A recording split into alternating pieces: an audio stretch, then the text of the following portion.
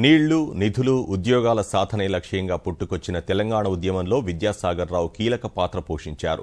ప్రత్యేక తెలంగాణ ఉద్యమ సమయంలో నీటి వాటాలు, పంపకాల విషయంలో గొంతెత్తిన విద్యాసాగర్ రావు వయసు మీద పడుతున్న నవయువకుడిలా నీళ్ల కోసం నిరంతరం పోరాడారు. రాష్ట్ర ఆవిర్భావం నుంచి నీటిపారుదల రంగ సలహాదారుగా బాధ్యతలు నిర్వర్తిస్తున్న విద్యాసాగర్ రావు కేసీఆర్ ప్రభుత్వం చేపట్టిన ప్రాజెక్టుల రీ ఇంజనీరింగ్, మిషన్ కాకతీయ పథకాల్లో కీలక పాత్ర పోషించారు. నల్గొండ జిల్లా జాజిరెడ్డిగూడెంలో 1939 నవంబర్ 14వ తేదీన జన్మించిన విద్యాసాగర్ రావు 1960లో ఉస్మానియా విశ్వవిద్యాలయంలో ఇంజనీరింగ్ పట్టభద్రుడయ్యారు. రాష్ట్ర ప్రభుత్వంలో కొన్నాళ్లు జూనియర్ ఇంజనీర్గా పనిచేసిన ఆయన ఆ తర్వాత కేంద్ర జలవనరుల శాఖలో చేరారు. ఓవైపు ఉద్యోగం చేస్తూనే మరోవైపు ఉన్నతాభ్యాసం కొనసాగించారు. 1979లో రూర్కీలోని జలవనరుల అభివృద్ధి విశ్వవిద్యాలయం నుంచి మాస్టర్స్ డిగ్రీ, 1983లో అమెరికాలోని కొలరాడో స్టేట్ విశ్వవిద్యాలయం నుంచి జలవనరుల సంస్థల ఇంజనీరింగ్లో డిప్లొమా పూర్తి చేశారు. 1990లో ఢిల్లీ విశ్వవిద్యాలయం నుంచి న్యాయశాస్త్ర పట్టా కూడా పుచ్చుకున్నారు. కేంద్ర జలవనరుల మంత్రిత్వ శాఖ పరిధిలోని కేంద్ర జల సంఘంలో వివిధ హోదాల్లో పనిచేశారు. ఐక్యరాజ్యసమితికి సంబంధించిన పలు కార్యక్రమాల్లో భాగంగా వివిధ దేశాల్లో పర్యటించారు. 1991 నవంబర్, డిసెంబర్ మధ్య కెన్యా, ఇథియోపియాలో ఐక్యరాజ్యసమితి అభివృద్ధి పథకం కన్సల్టెంట్గా పనిచేశారు.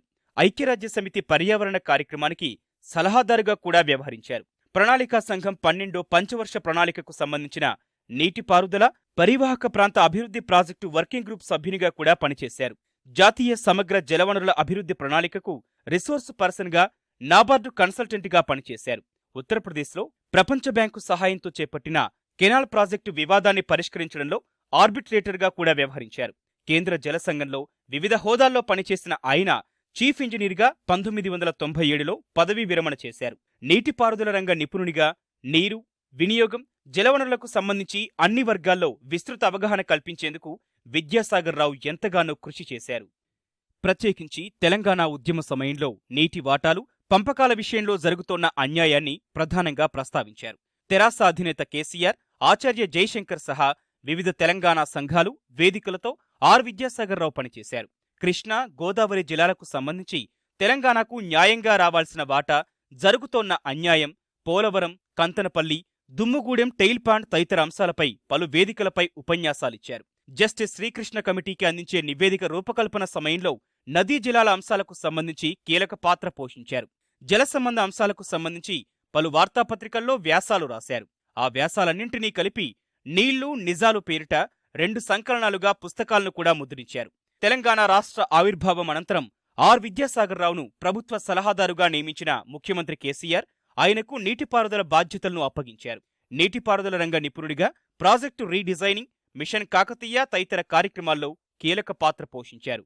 కేంద్ర జలవనరుల శాఖ, కృష్ణా, గోదావరి నదీ యాజమాన్య బోర్డులు, కేంద్ర ప్రభుత్వ కమిటీల ముందు రాష్ట్ర వాదనలను బలంగా వినిపించారు. 2014లో ఇన్స్టిట్యూట్ ఆఫ్ ఇంజనీర్స్ ఆయనకు లీడింగ్ ఇంజనీరింగ్ పర్సనాలిటీస్ అవార్డు ఇచ్చింది. ఇంజనీర్ అయిన విద్యాసాగర్ రావుకు కళల పట్ల కూడా ఆసక్తి ఎక్కువ. కవి, నాటకకర్తతో పాటు నాటక ప్రయోక్త కూడాను. ఢిల్లీలో పనిచేసిన సమయంలో అక్కడి తెలుగు సంఘాలతో కలిసి ఆయన పలు నాటకాలు కూడా వేశారు. ప్లస్ మైనస్ పేరిట కవితా సంపుటిని కూడా తీసుకొచ్చారు.